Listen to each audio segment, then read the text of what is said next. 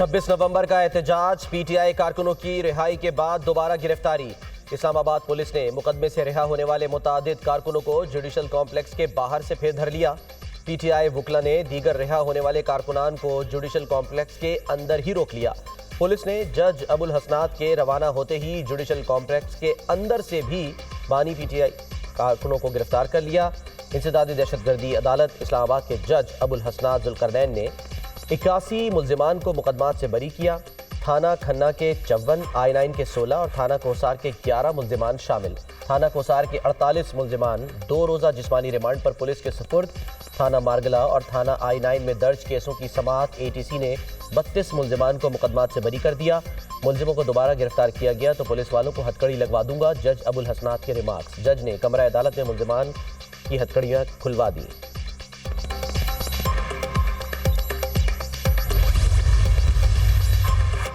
हम असलहा लेकर निकलेंगे, दिखाएंगे भागता कौन है। अली अमीन गंडापुर की धमकियां, अगली दफ़ा हम पुरअमन वाली बात नहीं करेंगे, हम निकलेंगे और अमन के नारे के बगैर निकलेंगे, दिखाएंगे किस में कितना दम है। हम फुस्तायत और फिरौनियत का मुकाबला कर रहे हैं। फुस्तायत ने पाकिस्तान के आइन, कानून, अखलाकियात और इंसानियत को रोंदा हुआ है। वक्ती ताकत और इख्तियार से नज़रिए और हकीकी आज़ादी को दबा नहीं सकते। अवाम गिरेबान से पकड़ कर निकालेंगे, तुम शाम को भूल जाओगे। वज़ीर आला खैबर पख्तूनख्वा का कोहाट में तकरीब से खिताब।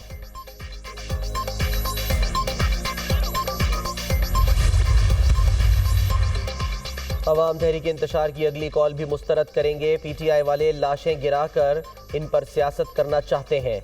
इन्हें कभी अवाम के जानो माल की परवाह नहीं रही। पीटीआई का कोई एहतजाज कभी पुरअमन नहीं हुआ।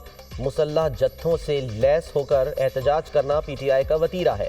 तहरीक इंतशार ने पिछली मरतबा भी जदीद असलहे, स्टन गन्स, आंसू गैस शेल और ग्रेनेड से लैस मुसल्लह जत्थों के साथ विफाक पर लश्कर कशी की। तहरीक इंतशार के मुसल्लह जत्थों ने बिला इश्तियाल फायरिंग की।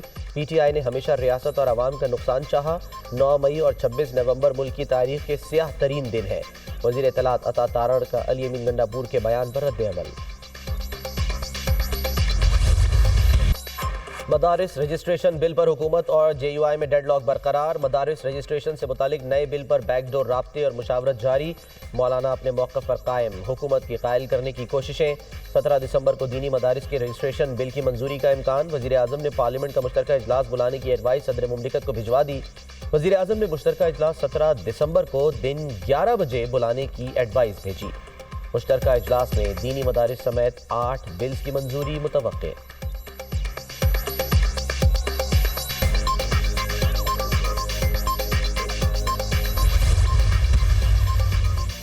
मदारिस बिल की अदम मंजूरी, JUI रहनुमा हाफिज हमदुल्ला बरहम मदारिस बिल पर सदर के एतराज़ात के बाद बिल्ली थैले से बाहर आ गई। एतराज़ात से साबित हुआ असल मकसद मदारिस को FATF के हवाले करना है। साबित हो गया पार्लियामेंट पाकिस्तान की नहीं FATF की है। कौम पर वाज़ेह हो गया पार्लियामेंट कानून साजी में आज भी आज़ाद नहीं। ऐवाने सदर के बाबुओं ने सोसाइटीज़ एक्ट पढ़ा ही नहीं, वरना एतराज़ात उठाने की नौबत ही ना आती। हाफिज हमदुल्ला का बयान। हुकूमत ने बिल पर सदर के एतराज़ात कानूनी और आइनी करार दे दिए। एतराज़ात में FATF का जिक्र है, ना ही कोई ताल्लुक। कानूनी और आइनी मामलात पर सियासत करना किसी के हक़ में नहीं।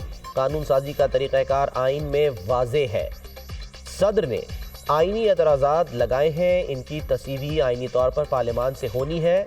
मामले पर गैर ज़रूरी बयानबाजी, सदर और पार्लियामेंट के इख्तियारात को हदफ बनाने से गुरेज करना चाहिए। वज़ीर इत्तलात अता तारड़ का हाफिज हमदुल्ला को जवाब। गवर्नर पंजाब ने सदर की जानिब से मदारिस बिल में रुकावट की तरदीद कर दी। मदारिस रजिस्ट्रेशन बिल पर सदर जरदारी ने कोई रुकावट नहीं डाली। मदारिस बिल पर उलमाए कराम की मुख्तलिफ तजावीज़ हैं, जिसको एक पेज पर लाना है।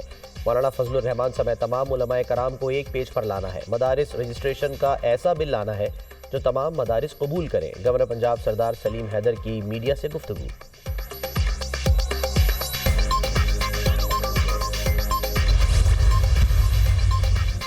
JUI ने सोसाइटीज़ रजिस्ट्रेशन बिल पर खैबर पख्तूनख्वा में कानून साजी के लिए PTI से मदद मांग ली। जमीयत उलमा इस्लाम और PTI के दरमियान राब्ता, असद कैसर और सैनेटर कामरान मुर्तज़ा के दरमियान मुलाकात, सियासी सूरत हाल और सोसाइटीज़ रजिस्ट्रेशन तरमीमी बिल से पैदा सूरत हाल पर मुशावरत।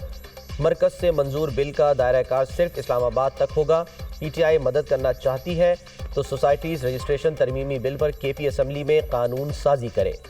کامران مرتضیٰ کی اسد قیصر سے گفتگو۔ کامران مرتضیٰ نے پی ٹی آئی رہنماؤں کے مدارس بل سے متعلق متضاد بیانات کی نشاندہی بھی کی۔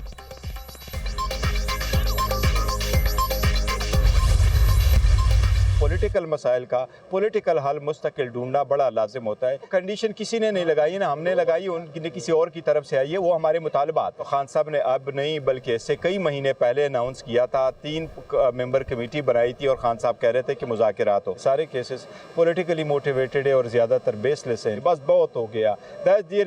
put a stop to everything اور آگے بہتری کی طرف بڑھیں۔ تحریک انصاف حکومت سے جامع اور غیر مشروط مذاکرات کے لیے تیار۔ مذاکرات کے دوران کوئی شرط نہیں، مطالبات ضرور رکھے ہیں۔ سیاسی مسائل کا حل سیاسی بیٹھک سے ہی ہوتا ہے۔ بانی پی ٹی آئی پہلے بھی کہہ چکے ہیں مذاکرات ضرور ہونے چاہیے، بس اب بہت ہو گیا، ملک کو بہتری کی طرف بڑھنا چاہیے۔ 9 مئی کے تمام مقدمات جعلی ہیں، chairman P T I barrister Gohar کی میڈیا ٹاک۔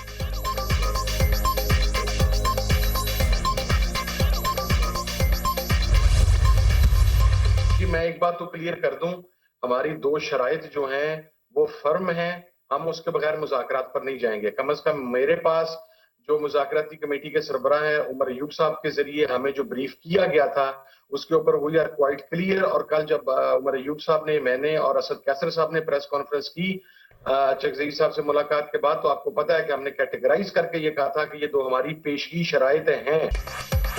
رکن پی ٹی آئی مذاکراتی کمیٹی صاحبزادہ حامد رضا نے بیرسٹر گوہر کے بیان کی نفی کر دی۔ ہمارے مطالبات نہیں، پیشگی شرائط ہیں، شرائط کے پورا ہونے پر ہی مذاکرات شروع ہوں گے۔ عمر ایوب نے پانی پی ٹی آئی کا جو پیغام دیا وہ شرائط کا تھا۔ محمود اچکزئی نے بغیر تیاری کے مزید کال نہ دینے کا مشورہ دیا ہے، بھرپور تیاری سے پھر اسلام آباد جائیں گے۔ بشرا بی بی سمیت کسی بھی لیڈر کے بیان دینے پر کوئی پابندی عائد نہیں کی گئی۔ صاحبزادہ حامد رضا کی پروگرام ٹونائٹ وتھ سمر عباس میں گفتگو۔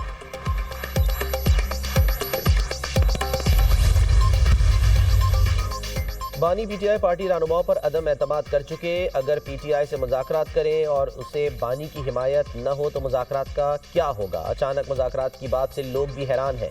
وزیر دفاع خواجہ آصف کا بیان، پی ٹی آئی کی مذاکرات کے لیے حکومت سے شرائط سمجھ سے بالاتر ہے، پی ٹی آئی کی شرائط پر عمل کرنا ممکن نہیں، سول نافرمانی کی تحریک میں عوام ساتھ نہیں دیں گے، رینجرز اہلکاروں کی شہادت سے متعلق عدالت قانون کے مطابق فیصلہ دے گی، وفاقی وزیر رانا تنویر حسین۔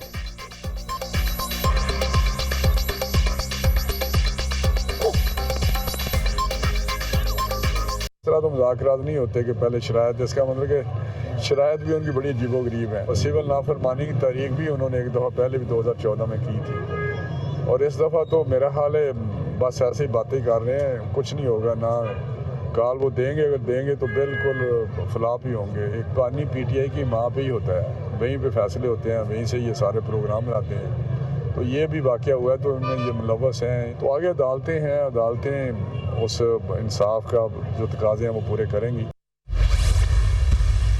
ایک سیاسی جماعت ملک کے خلاف، ملک کے اداروں کے خلاف، ملک کی فوج کے خلاف جس قسم کا زہر اگل رہی ہے، 9 مئی کو جو کچھ ہوا اس کا کوئی بندہ تصور نہیں کر سکتا کہ کسی ملک کے اندر، چاہے وہ جمہوریت ہو چاہے وہ ڈکٹیٹرشپ ہو، کہ کوئی ملک کسی کو اجازت دے گا کہ وہ اپنے ملک کی فوج کی چھاؤنیوں میں جا کے فساد پھیلائیں، انتشار پھیلائیں اور حملے کریں۔ معاملات نفرت اور جھگڑوں سے نہیں، مذاکرات سے حل ہوتے ہیں۔ بانی پی ٹی آئی نے نفرت کے بیج بوئے۔ ایک آدمی پاکستان کی سیاست میں زہر گھولنے اور نفرت بھرنے والا ہے، ہر کسی کی پگڑی اچھالنے والا آج اڈیالہ جیل میں نشان عبرت ہے۔ ایک سیاسی جماعت کا ایجنڈا فقط ملکی اداروں کے خلاف زہر اگلنا ہے۔ 9 مئی کو جو کچھ ہوا وہ تصور بھی نہیں کیا جا سکتا تھا۔ 9 مئی کے ملزمان سزا کے حقدار ہیں، ملک کو انتشار نہیں استحکام کی ضرورت ہے۔ 2018 میں ایک اناڑی کو پاکستان کی چابی دی گئی، اس اناڑی نے معیشت برباد کر کے مہنگائی کی شرح میں تاریخی اضافہ کر دیا۔ پی ٹی آئی دور میں ملکی معیشت تباہ ہو گئی، تبدیلی سرکار نے زراعت کو بھی برباد کر کے رکھ دیا تھا۔ وزیر منصوبہ بندی احسن اقبال کا تقریب سے خطاب۔